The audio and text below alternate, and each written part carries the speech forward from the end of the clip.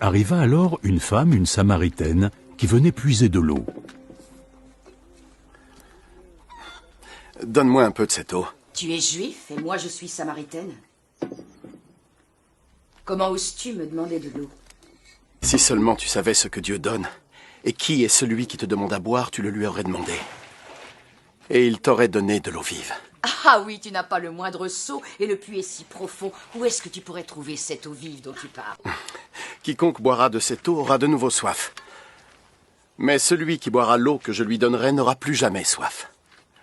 L'eau que je leur donnerai deviendra en eux une source, d'où jaillira l'eau vive, et leur offrira la vie éternelle. Et donc si tu me donnes de cette eau, je n'aurai plus jamais soif alors, et je n'aurai plus à venir ici pour puiser de l'eau.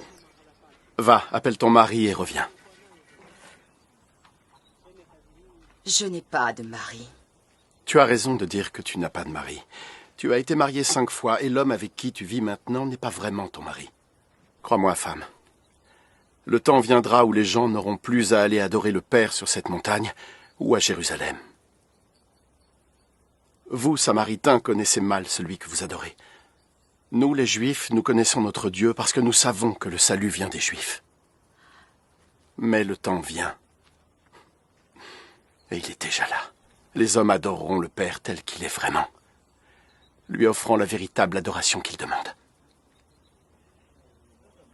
Dieu est esprit. Et c'est seulement par la puissance de son esprit que ceux qui l'adorent atteindront sa vérité.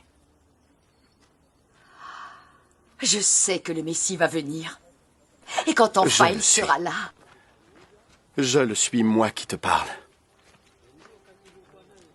À ce moment-là, ses disciples rentrèrent, et ils furent très surpris de le voir parler avec une femme. Pourtant, aucun n'osa demander « Que lui veux-tu » ou « Pourquoi parles-tu avec elle »